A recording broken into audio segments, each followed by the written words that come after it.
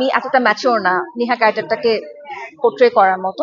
কিন্তু রাকেশ বসু ভাইয়া উনি আসলে এতটা সাহসী ছিলেন যে উনি বিলিভ করেছেন, আমাকে এই সাহস দিয়েছেন যে আমি এই ক্যারেক্টারটা পোট্রে করতে পারবো।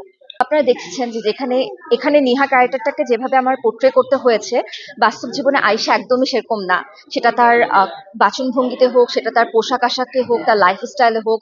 এখানে সম্পূর্ণরূপে একটা মেয়ে যে প্রভাবশালী বাবার ক্ষমতাধর বাবার একমাত্র মেয়ে, সে নিজে আসলে ক্ষমতাটা চাচ্ছিল, সেটা তাকে দেয়া হয়নি। তাকে এমন একটা ছেলের সাথে বিয়ে দেওয়া হচ্ছে যে আসলে ক্ষমতাটা হোল্ড করতে পারবে।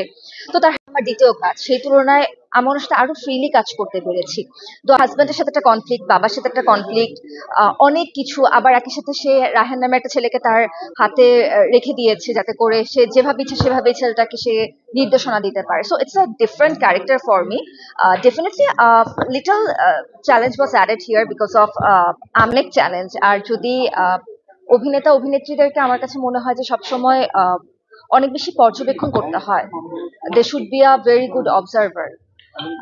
এই কাজটা করতে যে আমার যেমন মনে হয়েছিল, এবং আজকে যখন পর্দাতে দেখছিলাম কিছু কিছু সিন দেখে আমি হাসছিলাম যে ও এটা কি করলাম আমি, এর থেকে তো আরো ভালো পারফর্ম করা যায়। হয়তো বা কাজটা যদি এই মুহূর্তে আমি শুট করার সুযোগ পেতাম, হয়তো বা আমি আরো ভালো করে ওটাকে শুট করতে পারতাম, হয়তো বা রিসার্চটা একটু ভালো হতো, আর একটু ডেপথে নেহা ক্যারেক্টারটাকে আর একটু ডেপথে হয়তো বা নিয়ে যেতে পারতাম। বাট ইটস ওকে, আমি তো প্রত্যেকটা কাজ করব, দেখবো, সেইখানে যে ভুলগুলো করবো সেগুলো থেকে আমি শিখবো। এটাই চাই যাতে শিখে শিখে নিজেকে আরেকটু পোক্ত করতে পারি, আর একটু অভিনয়ের জন্য যাতে আরেকটু দক্ষ করতে পারি। That's it.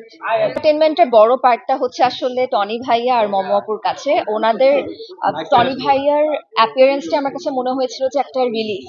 মানে ঠিক পাশের ফ্ল্যাটটাতেই যে টেনশন হচ্ছে, যেরকম প্ল্যানিং প্লটিং হচ্ছে, টনি ভাইদের বাসাটা আসলে একদমই চিল মুডে থাকে। বউ শাশুড়ির মধ্যে সিলি সিলি বিষয়ে ঝগড়া, হাজব্যান্ড ওয়াইফের ছোট ছোট খুনসুটি। অবভিয়াসলি এখানে এন্টারটেনমেন্ট তো মানুষ পাবে, একই সাথে ইয়েস মেসেজ অবশ্যই আছে।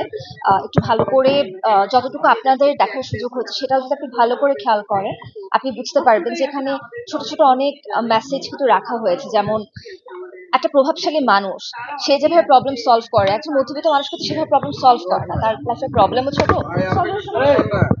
আবার যত বড় মানুষ, যত বড় ক্ষমতা, তত বড় সমস্যা, তত বাজে সলিউশন সেটার। সেরকম হ্যাঁ, ছোট ছোট অনেক মেসেজ, অনেক খুদে বার্তা আপনারা পাবেন। তাই এটা আমার, আপনার, আমাদের গল্প, আমাদের আশেপাশে ছড়িয়ে ছিটিয়ে থাকা অনেক মানুষের গল্প।